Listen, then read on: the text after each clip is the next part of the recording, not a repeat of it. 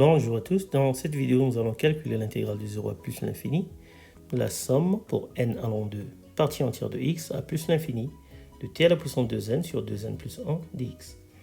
Tout de suite on va faire remarquer que la variable d'intégration ici est x et que t n'est qu'un paramètre et que la variable d'intégration apparaît en fait en indice.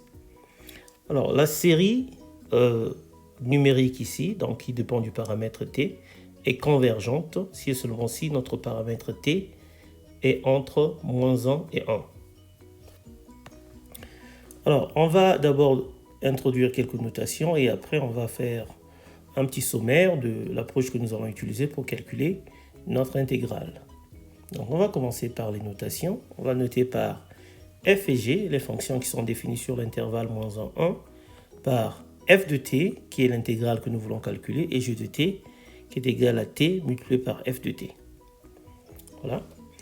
Et nous allons aussi définir pour tout entier naturel, c'est-à-dire k qui est supérieur ou égal à 0, on va définir l'intervalle ik, qui est l'intervalle fermé en k, ouvert en k plus 1, de sorte que si nous prenons l'union de tous ces intervalles-là, pour k allant de 0 à plus l'infini, nous obtenons l'intervalle fermé qui va de 0 à plus l'infini.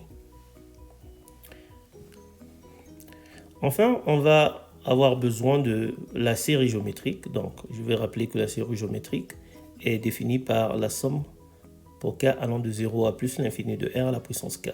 Cette série est convergente tant que la valeur absolue de r est inférieure à 1 et sa somme est égale à 1 sur 1 moins r. Et bien sûr, la série tronquée est donnée par la somme pour k égale à 0, k allant de p à plus l'infini de r à la puissance k qui est égal à r à la puissance p sur 1 moins r. Alors maintenant, on va voir l'approche que nous allons utiliser. Premièrement, on va calculer la dérivée de g.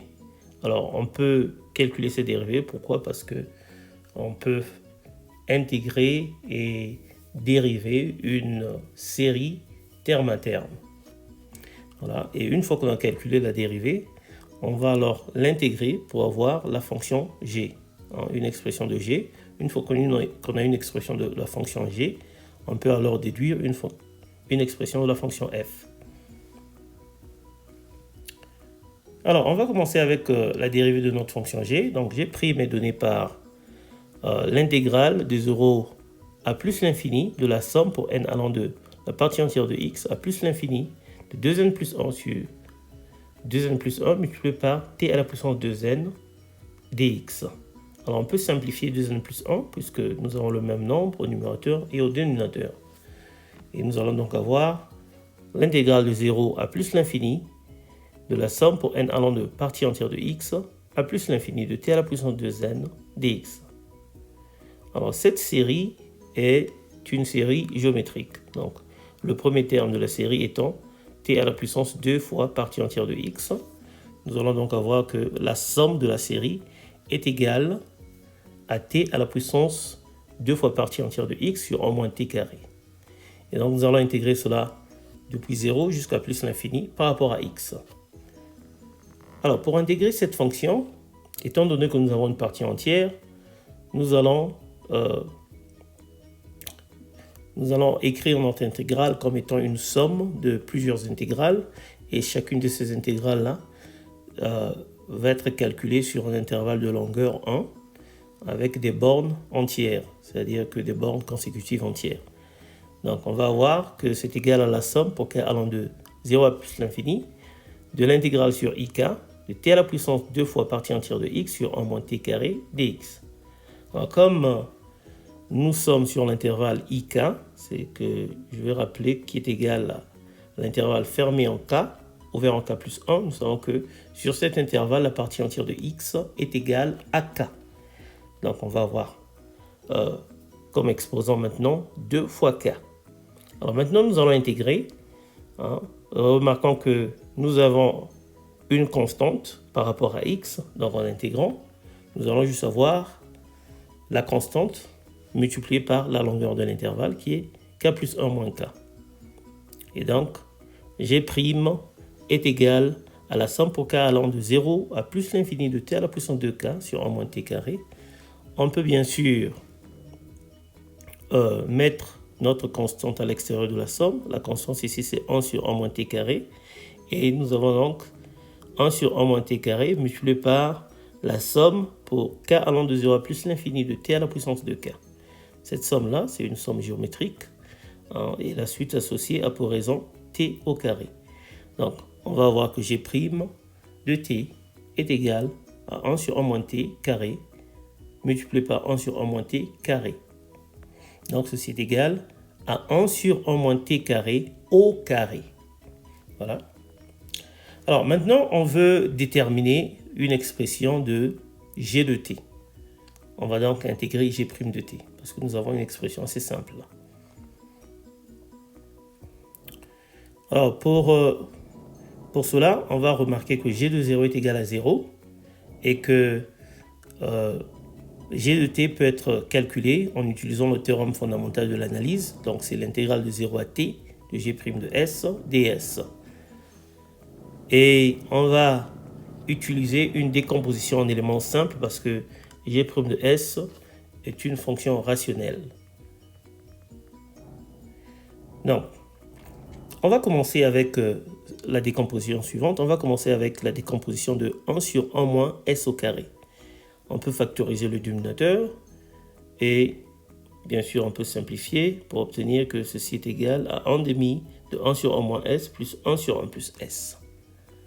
Maintenant, nous allons élever les deux membres au carré pour obtenir g' à gauche. Donc g' de s est égal à 1 quart de 1 sur 1 moins s plus 1 sur 1 plus s, le tout au carré. Nous avons là le carré d'une somme, donc on va avoir la somme des carrés plus le double produit. D'accord? Et donc après simplification, en utilisant le fait que 1 sur 1 moins s facteur de 1 plus s est aussi égal à 1 demi de 1 sur 1 moins s plus 1 sur 1 plus s, nous obtenons finalement que g' de s est égal à 1 quart de 1 sur 1 moins s au carré plus 1 sur 1 plus s au carré plus 1 quart de 1 sur 1 moins s plus 1 sur 1 plus s. Maintenant, nous pouvons intégrer notre fonction.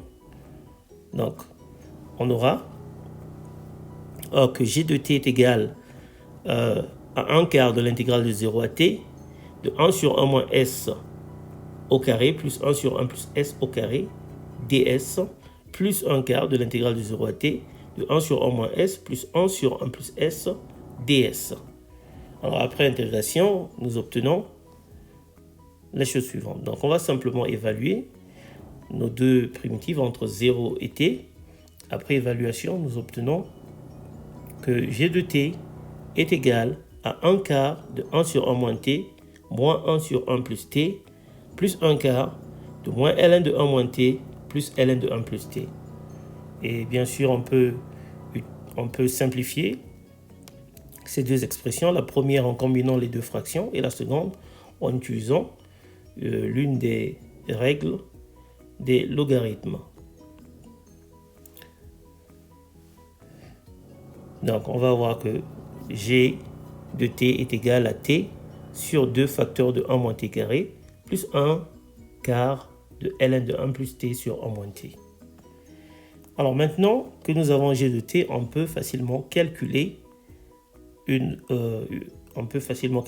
de t pour tout t différent de 0.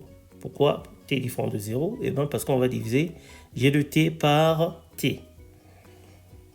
Donc, lorsque t est différent de 0, mais compris entre moins 1 et 1, eh bien f de t est égal à 1 sur 2 fois 1 moins t carré plus 1 sur 4t ln de 1 plus t sur 1 moins t.